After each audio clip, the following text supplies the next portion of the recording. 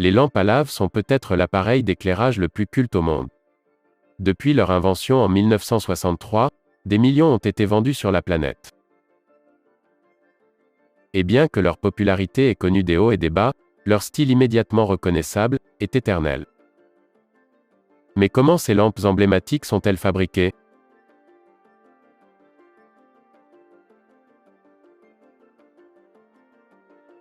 L'origine de cette lampe simple mais hypnotique est plutôt modeste. Son inventeur Edward Craven Walker a eu l'idée en voyant un coquetier fait maison, un shaker à cocktail dans lequel chauffait de la cire. Après avoir passé des mois à tester ses idées en adaptant le concept pour en faire une lampe colorée, Walker a trouvé son design final. La lampe Astro, telle qu'elle était appelée à l'époque. L'idée a été brevetée, et Walker a créé la société connue désormais comme Matmos.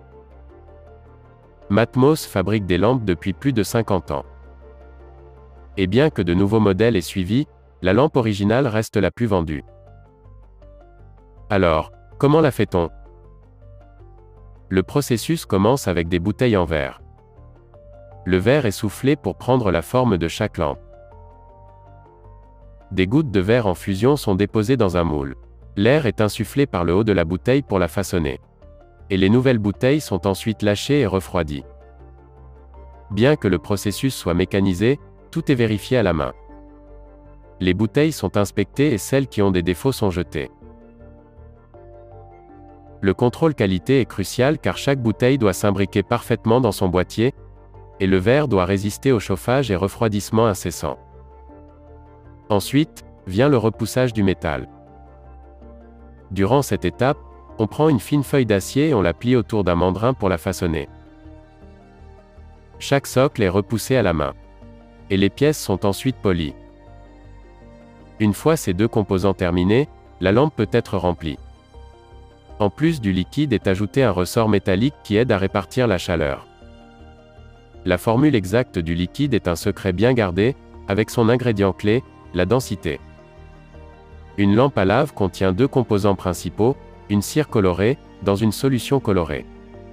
Au fur et à mesure que la lampe chauffe, la densité de la cire change et elle se met à flotter dans le liquide. Quand elle atteint le sommet, elle refroidit et retombe. C'est cependant dans la densité parfaite de ces deux ingrédients que se trouve leur secret de fabrication. It wasn't a room much bigger than this that was split in half. Teaspoon, chemical, bit of chemistry set.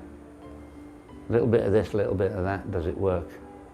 On the other side was actually a little bit of spinning to make the spinning.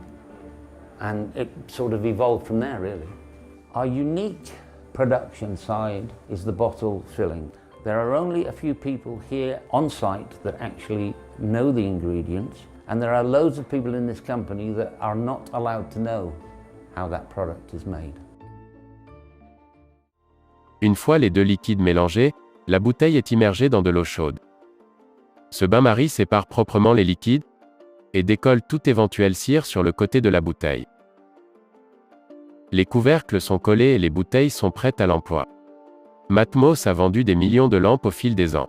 Le design est si fidèle à l'original qu'on peut encore acheter les pièces détachées d'une lampe fabriquée en 1965.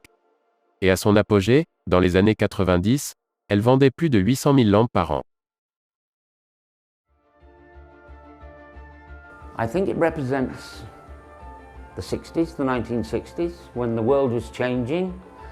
The iconic brand, for me, relates to the fact that it's still manufactured here in Britain. It's still manufactured in the same process. It's still built in the same place. But more importantly, it's still part of the original design, which makes it such an icon.